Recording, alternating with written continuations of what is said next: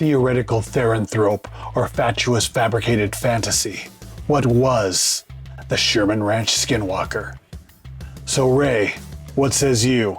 Skinwalker? Hey, Andreas, have you been watching that stupid show again on the History Discovery Channel? You're a real sucker if that's what you've been doing. No, those are too inconclusive for me. The only thing inconclusive is why you keep watching and talking about this crap. Well, Yeah, spit it out, Dumbo.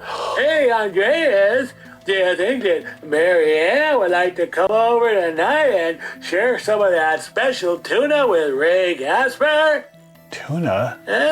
What? What? Asswipe. Gross. Like, gross me out the door.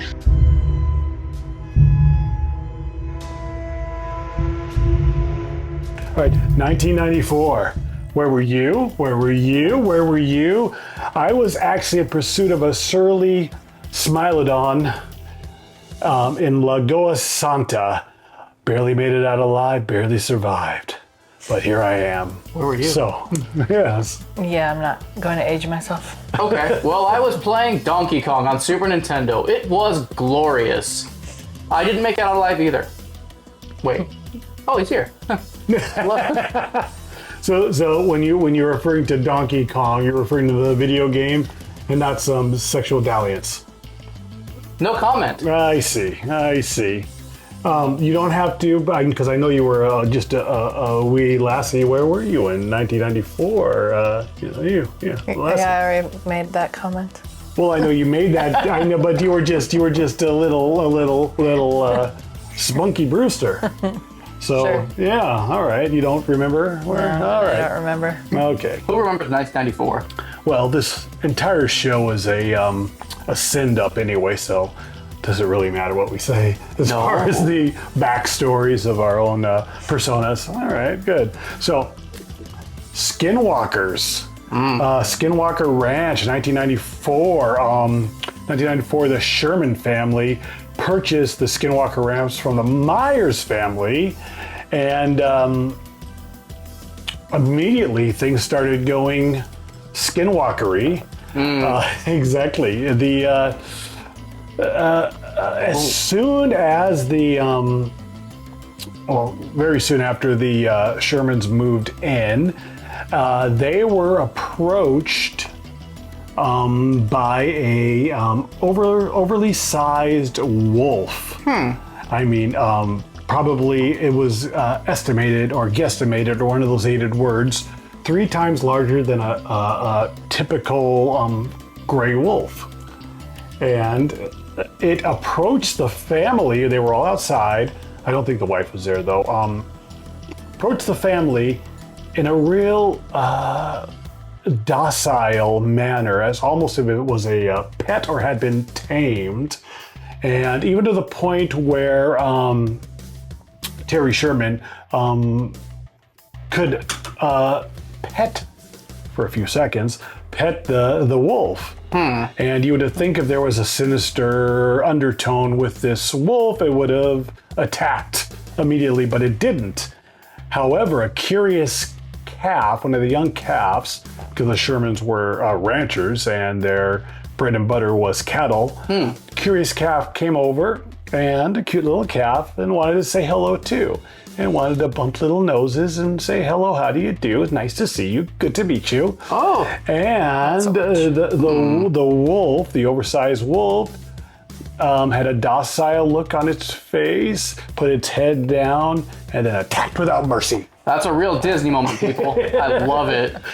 And so it was the savage attack without mercy. And one would say, well, what other kind of savage attack would there be? Well, the one without mercy, that's much different, I think. I mean, I guess he could have just snapped the lamb's neck, but whatever. Exactly. Or, The sorry, calf. the cow, whatever. And so his, They're all the same. I believe it was his son and Terry, the owner that bought the ranch, were beating it with an axe handle, trying to get it off.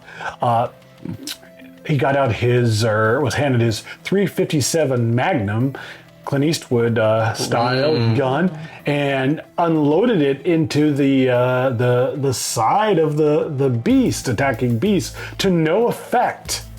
And the beast eventually retreated and got out his .30-06, which is a rifle, and they chased this thing into the woods, And this is Utah, so maybe it was wood/mountainous terrain, or northern Utah, so it probably was wood-like. And they chased it, and all they really found was the tracks, which ended up ending suddenly, and chunks of its fur and flesh. However, the flesh was not fresh flesh; it was rotten. Smelly, rotten flesh that they had found. And if you can imagine that, and not the girl I knew in Philadelphia, but this was something actually legitimate, if you can imagine. So obviously a paranormal aspect to this. The Shermans bought the ranch, like I said, from the Myers family, and one of the stipulations in the contract of the sale, the purchase agreement, was that they could not dig on the land. And I still, to this date, I'm unsure why that actually was. But you dig, you're going to find something, obviously. Maybe it was just friendly advice. That might have been just friendly. Yeah, exactly. Let me just tell you, a lot of ghost movies start that way. So just don't do it. Well, they were told, yes, exactly. They were told they could dig, but they would have to have prior authorization. Oh, okay, that's different. And the Myers family, the previous owners, had the remnants of owning several large guard dogs, because there was a lot of guard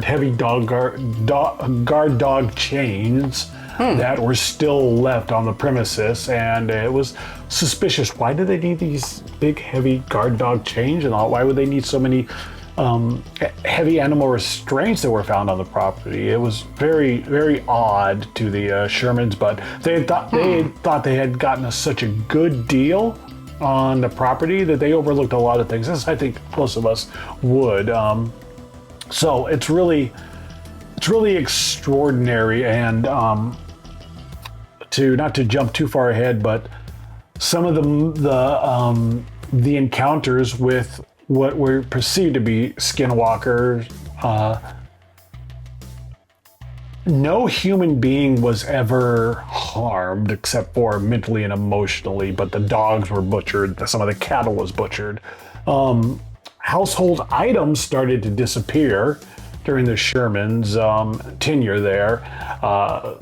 The wife would come home from grocery shopping and put everything away out of the bag of groceries, and she would leave the room, and she'd come back and be all back in the bags. And to me, that's poltergeist having a few laughs. I don't look. That happened to me too. I don't think that look as well. Had you had a little one of your that day? No. Oh, okay. Did it really happen? No. Oh. Yes. Did it? Did it happen? Yeah. There was someone, I was putting away groceries, and there was someone sitting in my living room, and I thought it was my old roommate, and then I called out. Oh, he was a bastard. Yeah. They weren't there. So who are you going to call?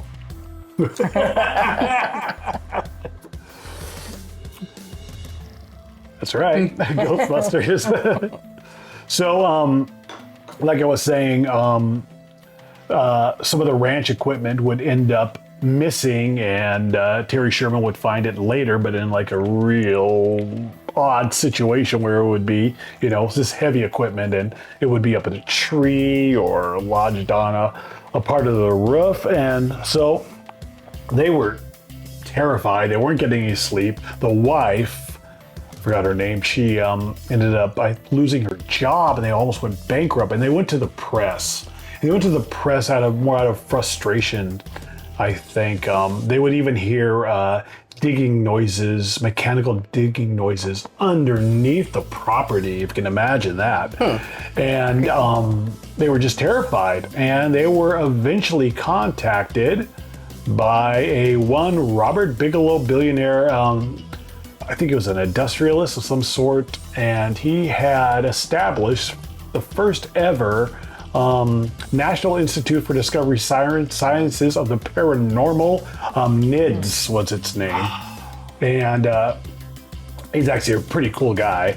And he had the ranch for several years, and it took a couple years for things to start happening. It's almost like the entity or entities knew that they were being heavily monitored, and so they ceased and retreated.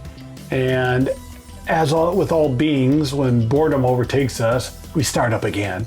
So the Skinwalker phenomenon started up again slowly. It didn't seem to be as drastic as what the Shermans went through, but I'm not positive. What were your thoughts on this? What do we think? I think a theory is it's actually aliens, not Skinwalkers. Oh, I agree. If it isn't aliens, which it very well could be, we tend to create our own monsters, you know? Even if there weren't really a monster, somebody got bored, whether it was a researcher or a member of the family in the science. Yeah. Magic and technology, voodoo dolls and charts, bending broken hearts will make with science. She blinded me with science.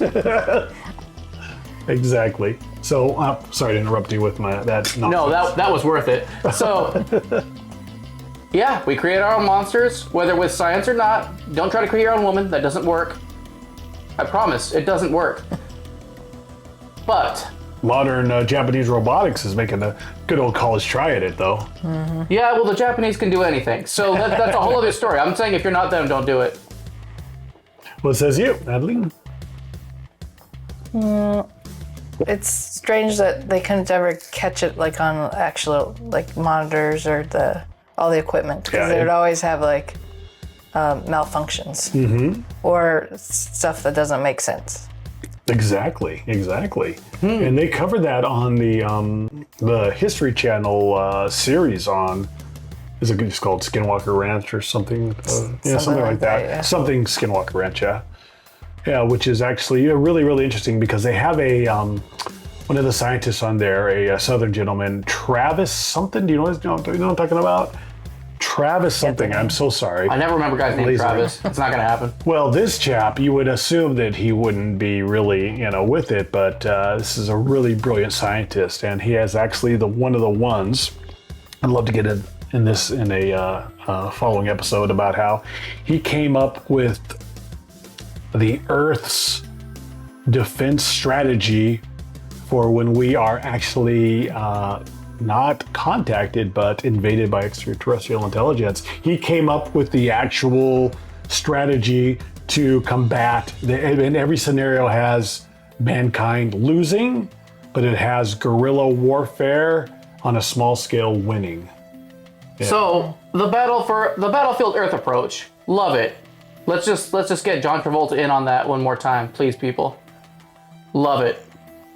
But let me just tell you, if they can conquer your planet, they will probably terraform it and guerrilla warfare.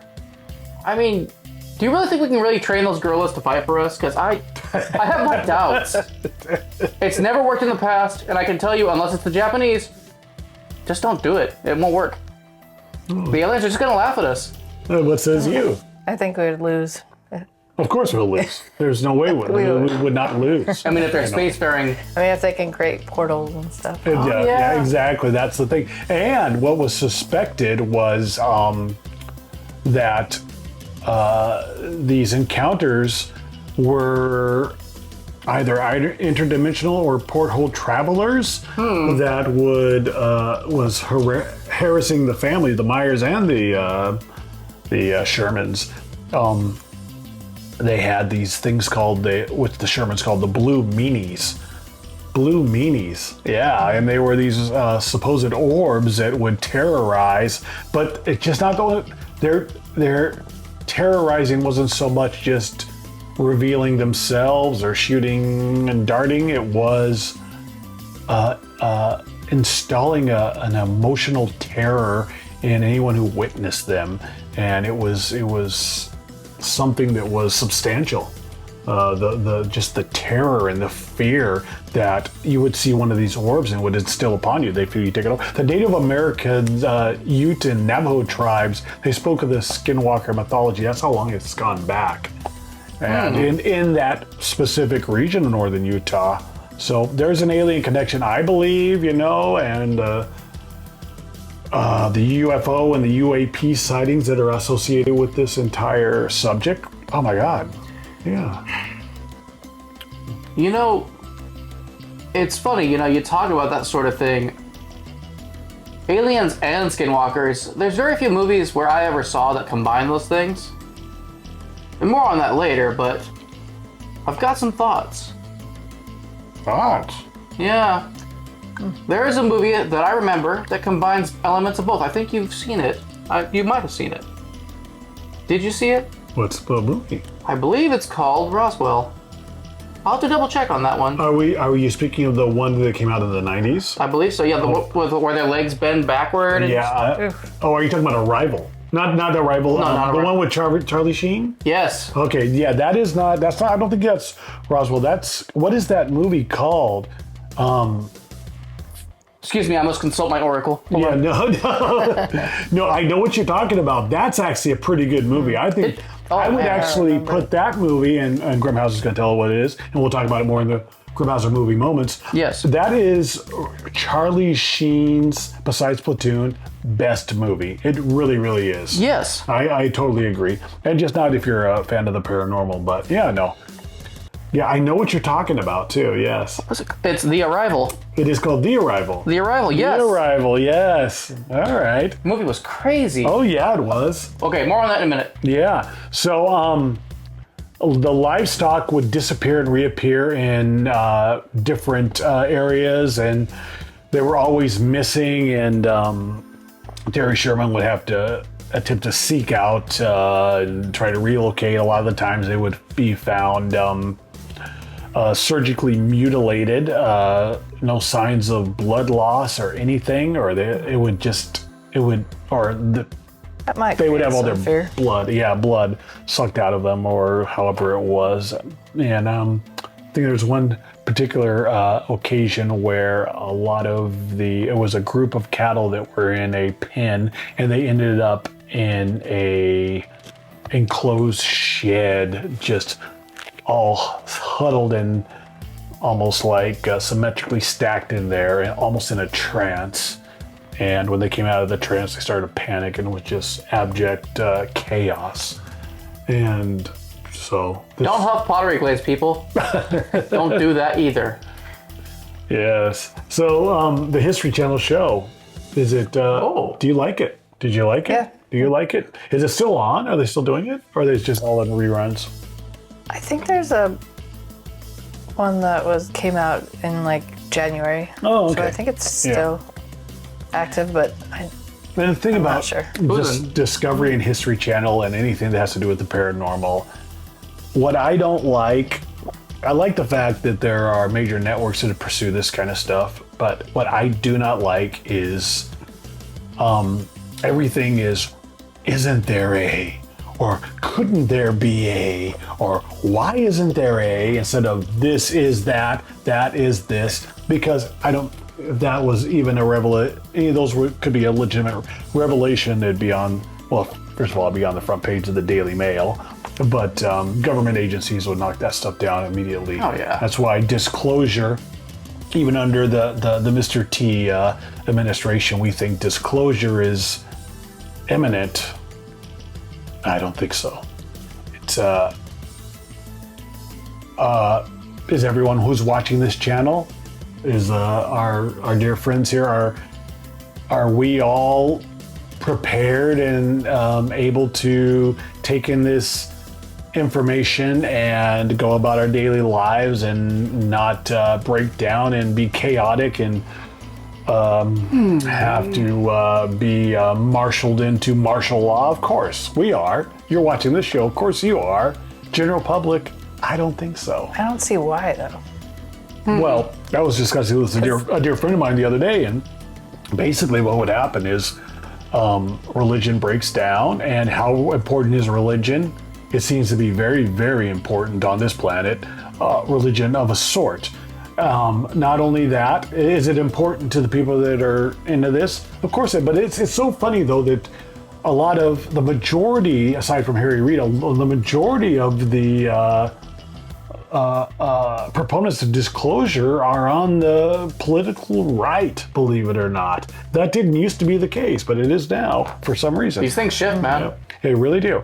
But what I'm saying is that I believe Wall Street would suffer, people's lack in their own government would suffer, and I believe that there would be hysteria to a degree. There would be unbelievable hoarding. Like I said in a previous episode, your neighbors, depending on where you live, would want everything you have. You'd have certain sects of society that would be attempting to gain favor with the off-world intellects and would sell out their neighbors, sell out even members of their own family. It's like it's like that. Just think about this. It would be like that scene in Independence Day where you have all the free thinkers, that are on top of the building attempting to placate the aliens, and they have their placards that are saying, we're here for you, peace and love, bring us up, we'll join you. And what do the aliens do? Rightfully, they just blow them to Hades. There was nothing peaceful looking about that ship. That was a warship. Yeah. And when the giant green glow came out of the middle and all the energy was gathering, anybody with half a brain should have figured out, it's powering up. Shit. Exactly. And let me tell you, we messed up as well in Mars attacks. It was just as bad. People trying to throw doves at them and stuff. How do you think an alien's gonna interpret that? He doesn't know what that bird is. So yeah, legitimately, they're when the doves cry because they're gonna get blown too. Yeah. But no. By horses. Yeah, so it's so I think it's so unbelievably naive that we think that the majority, when I say majority, that's not us, that's not you, but the majority thinks they would be able to handle that information.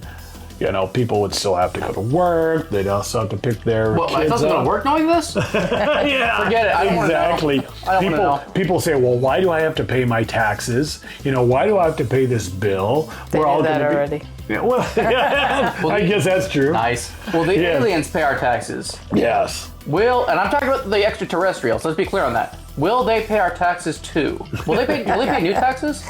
That'd be all right. Oh, they should. Well, that also depends on what type of aliens we're talking about. There was a quote from the Pope in I think this was early 90s, that he actually said, and someone correct me if I'm wrong, because I very well may be, because this is an old tattered memory, that off-world intellect and off-world intelligence is not incompatible with Christianity. And I actually 100% do believe that. But, we have people like the great Paul Wallace, I think I'm pronouncing his name properly, that he really, really delves into that, how the religious and the spiritual and the Christian connection to off-world intellects is a legitimate connection, and it's a brilliant show. I'll show a little thing in Paul Wallace. Paul Wallace, 2 thumbs up. I guess you didn't watch Ancient Aliens. No, I did. Good. It explains all the religious. No, I did. I just don't remember a lot of it. Basically. I guess. I understand Ancient Aliens. That's a good show, no doubt. But That's with Giorgio Tsoukalis. I don't remember the name. Yeah. What's it? Yeah, Giorgio Tsoukalis. Oh, Well, I'm sorry. What's his name? What was his? I don't even. You know what? I don't know, because when you ask me about when you ask me about shows about the unexplained, I watch Jonathan Frakes explaining, Ripley's Believe It or Not. That's what I watch. Because number 1. yeah. Oh, number 2. He's number 2. Number 2. And he makes it so. He makes it so. Yes, he does. Anyway. So now, I think it's high time before we lose the moment Grimmhauser's movie moments. So, Grimmhauser, movie moments.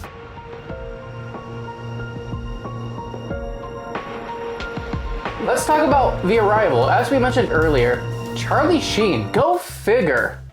This guy, he's a great actor because he goes between really crazy roles and then just, he's a total animal in public, kind of like Robert Downey Jr. back before Iron Man. But in this movie, you know, he plays like I believe he was working for, what was it, SETI or LETI, you know that organization? Well, yes, I'm not sure about that, but I do know that he got fired for his crazy suspicions and theories, and then he ended up getting, he was a cable repairman or something. Yeah, you're right. Yeah. And then that's what took him on, and he befriended a nice young little fellow that was his neighbor that was a setup the entire time because he turned out to be one of them. Yeah, one of them. Yeah. Now here's the interesting thing. He goes to Mexico, right, because he finds a signal. And he's just running all around trying to figure out what the signal means, and there's always people jumping out of nowhere to either, divert him or try to distract him. And we don't really understand why until in one scene we see why. And it is interesting. I'm going to leave it at that. Let's just say legs don't work that way. And what the heck? No, I agree. It's beautifully shot, and it's very thought-provoking. It is. Yeah. I mean, the only one that really messed with me more than that was They Live, and even then, this is the more serious approach. And that's Charlie Sheen being serious, which it was hard for me. That was probably what really grabbed me, was Charlie Sheen being serious. Well, in that movie, I believe he was winning, with his tiger blood. Yeah. Yeah, he was. Now, you don't get to know what happens after that. Watch the movie yourself. Seriously, watch it yourself. I don't care what you have to do, just watch it. But Charlie Sheen, go figure. Yeah, what happened to Emilio Estevez, his brother? Oh, what was Emilio? You mean Emilio Estevez's brother? Yeah, his brother, yeah. What's his name? I forget. Emilio Estevez. Oh, you mean that's actually his brother? Yeah. Charlie Sheen's real name is Estevez. I didn't know that. Yeah. Okay, so that's a new one for me. I didn't actually know that. No, that's okay. So the Mighty Duck Man himself, I have no idea what happened to that guy. Yes. Because the last time I saw Emilio Estevez, if I'm not mistaken, aside from the Mighty Ducks, was he not the jock in Breakfast Club? Yes. That's the last time I saw him. I don't really know what movies he did after that. Yes, he was. Was Ali Sheedy and... Ali Sheedy and Pretty in Pink. What's her name? Molly Ringwald. Molly Ringwald. Molly Ringworm? Yes. Wald. And then, of course, Judd Nelson, who, you gotta respect Judd Nelson. He didn't mess around, but... Yeah, no, that's interesting. Now, what do you remember, and really quick, the movie Contact? Sour ending for me, but with Jodie Foster. I watched it. I don't remember. It's brilliant. I recommend Contact with Jodie Foster. I think late 90s, I believe. I don't remember it. It did Matthew McConaughey, believe it or not, plays a serious role in that. Another space movie with him? No, but it is brilliant. It's a takeoff of that SOS message that was detected in the 70s, but this is a different thing. It's a message that's detected, and Jodie Foster, she's an intellectual scientist and researcher, and you guys know this movie. It's just I know of it, yeah. I know I watched it, and I know I liked it. I don't remember it though. Honorable mention for Escape from Witch Mountain. Just saying. Wasn't that the movie or an after-school special movie? I believe that was. Isn't that the first one? Escape from Witch Mountain? Well, you might be right. I'm not sure. I believe that was. I have a picture in my mind of it, but yeah. I'm pretty sure it was those kids ended up being aliens, but correct me if I'm wrong, because Disney, with the older Disney, I don't remember it well. And the reason for that is live action Disney is hit or miss. So, maybe in the comments, just talk about that. Let me know, because I have no idea. Okay. Very, very good. So, wrap up on this subject and on to the next. This episode of the Erich Andreas Unexplained is brought to you by, yes, you guessed it, not that girl I knew in Philadelphia, but close. Oh, the girl. Star-kissed tuna. Sorry, Charlie. Does that remind you of your girlfriend? And That's the same. That's the same old bit. Of course, that's what I meant. Beautiful. That was the whole segue to begin with. Star-kissed tuna, solid, white, and beautiful, much like myself. Oh, And only ate 1/18th dolphin too. Just true. joking. That's not true. I don't think it's true anymore. Am I 1/18th dolphin? I might be. American Heart Association certified. Albacore tuna. omega-3s. Omega-3. Omega. Omegas. All right. But the one thing you have to ask yourself is, do those omegas work or not? How do fishes give you happy juice? Come on.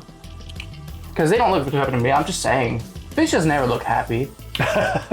Speaking of that girl in Philadelphia, on occasion I gave her the happy juice. Ray Casper here for Star-kissed tuna. Sorry, Charlie. You know, my ex-wife, Mabel, her sister, who I wouldn't mind spreading some of that tuna. Oh, boy. Speaking. No comments. Fair enough. This show is, well, it's what it is. But speaking of what it is and abject filth, your friend's holding is per usual. No. Yes. Same old bit with this guy, but Stop putting him on the show. Get somebody else. Get anybody else. I would, but he's so enthusiastic. You don't have other offers? Come on, man. Yes, but not as Not as entertaining. entertaining. Yeah, and think about Ray Casper. Speaking of Ray Casper, and Ray Casper, I believe, is he's entertaining because he's foul. And anyone that secretly or even overtly kind of has a distaste for me, that's A1 content. Anyway, thank you, Ray. Go ahead, please. Hey, Andreas, Grimmhauser, what happened to those other two dizzy broads you usually have on the show? Where the hell are they?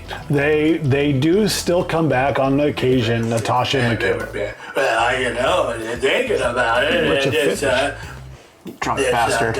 Marianne here seems like she's got her head on straight, and she kind of, I think she knows what time it is on the street.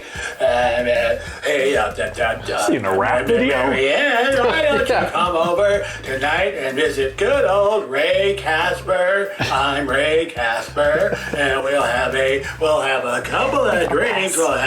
We can share a bottle of scotch. And I can tell you all about Grimmhauser's treachery and the way Grimmhauser betrayed me. Him and that stinky cornhole conspired against Ray Casper. Poor Stanley. And not to mention they're infiltrating my stateroom and having their way with my special love-filled pumpkin. Anyway, Marianne, how do you feel about coming over and visiting Ray Casper? What an offer. I think I'm busy. Oh, I don't know. Nice guys, you dimwits. Anyway, I guess I'll tell you. I'll now send you the DM there, Marianne. Don't send it out tonight. We'll talk about getting together sometime soon. Okay. Nice to see you. Okay, all right. Goodbye. The babbling makes more sense than the words, That really. wasn't that bad. It was kind of nice. You dickhead. There we go. Oh, it never fails with this guy.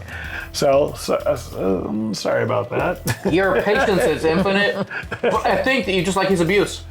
I do like the abuse. If you You haven't tuned into his own channel ever, have you? Not even once? Oh, no. I don't. I do not want to hear him more than I have to. And even now, I feel like you're just winding me up, man. Well, I didn't serve with the man. Yeah, I know. That's why I wonder why you keep putting me through this. Well, yeah, He just likes his scotch. Right? But the pushback for me is entertaining. Pushback is putting it lightly. Someday I will find you again, Casper. Oh my God. And I will end you, and you will not be a friendly ghost. No, but that's a good bit. Oh. Yeah. So Ray Casper supposedly lives in in North Carolina in the Outer Banks, I would have found him by now. and I don't know, the Outer Banks, is that a nice place to live? I'm a fan of the. If he's there, then probably not. So yeah, and Tennessee cops. He lives in Tennessee, and Why does everyone I know sound like a Looney Tunes character? exactly. But so conversational wrap up. Looney Tunes. What do we think? Once again, just to wrap it up on the Skinwalker, I have to ask Skinwalkers or the Skinwalker Ranch encounters and everything associated with the true tale or festering fable. What says you, Grimmhauser? Well, is this a Bugs Bunny-esque kind of masquerade that I'm dealing with? I wonder. Or is it something more sinister? Are we dealing... Oh, thank you, good sir. Oh, yes, please. Oh.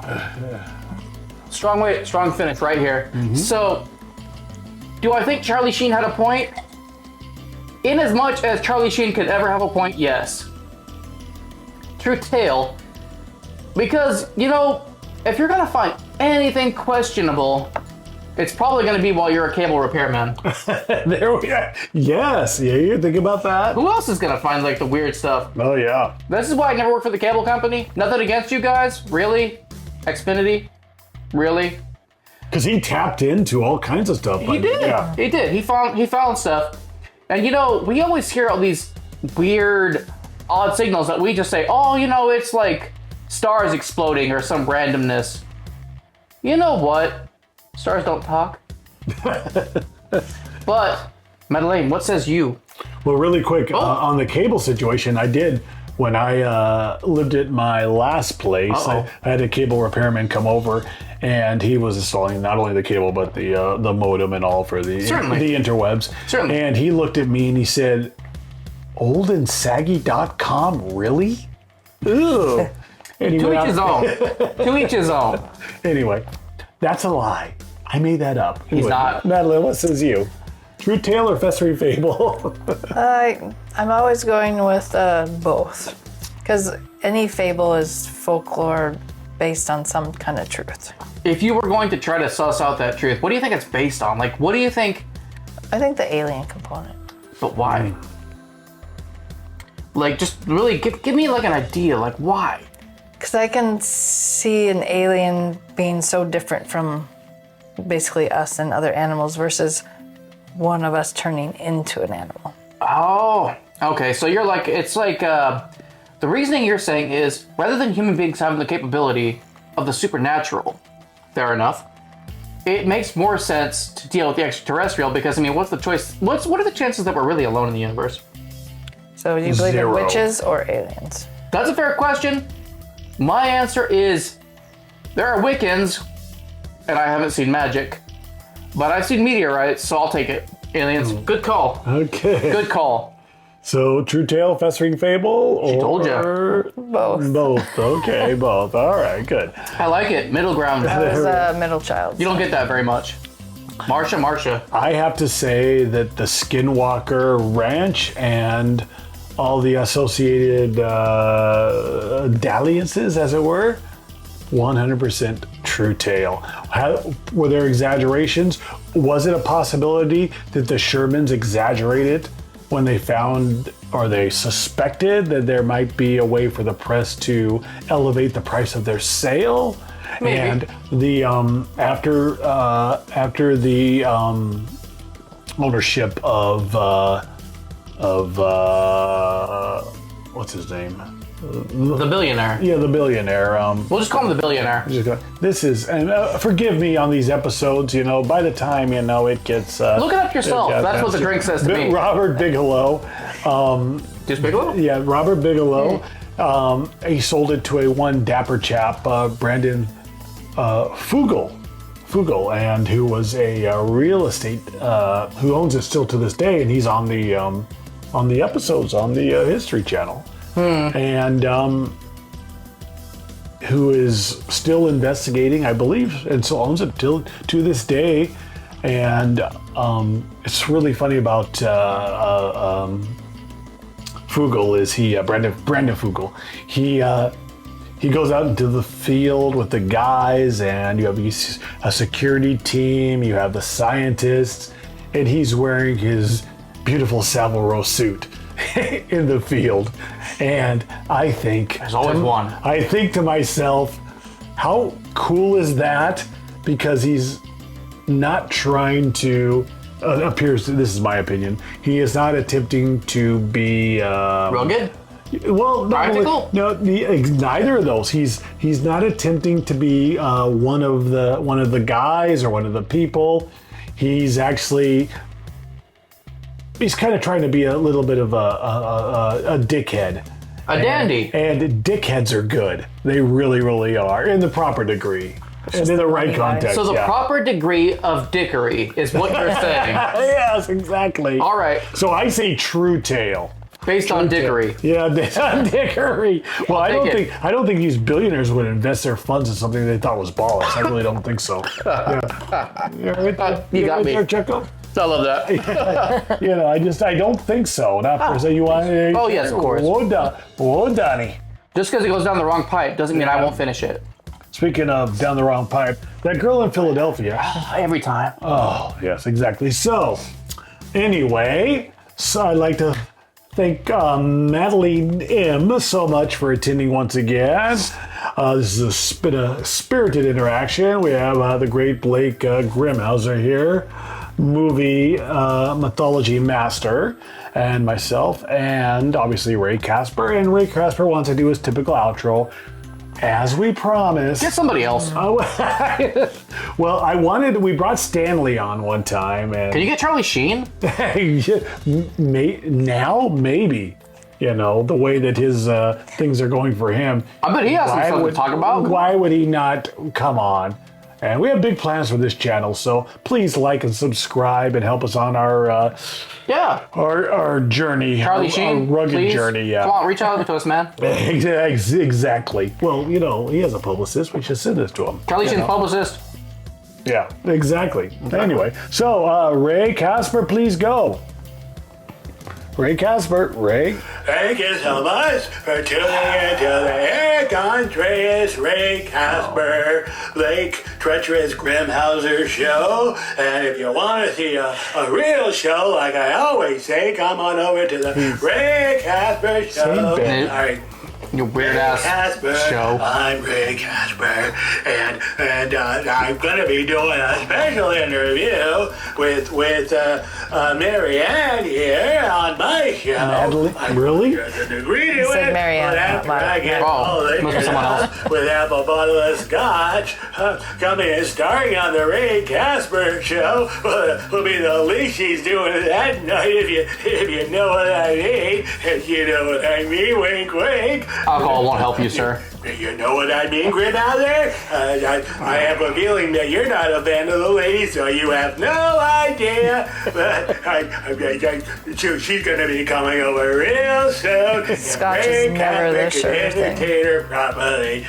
Thank you so much. And Ray Casper has to go now because Ray Casper's busy, and all three of you are getting on Ray Casper's nerves. That's all.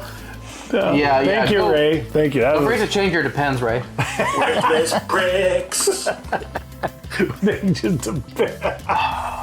So we love Ray Casper. I don't. I know, but I do. Why do you love him? What are your thoughts on Ray Casper?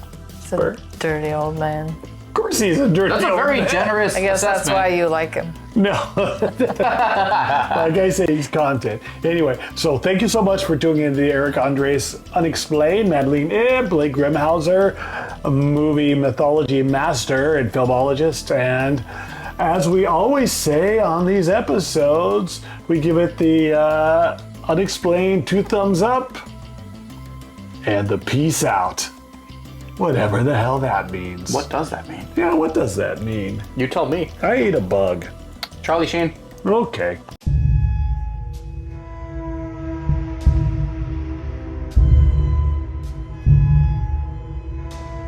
Like, gross me out the door.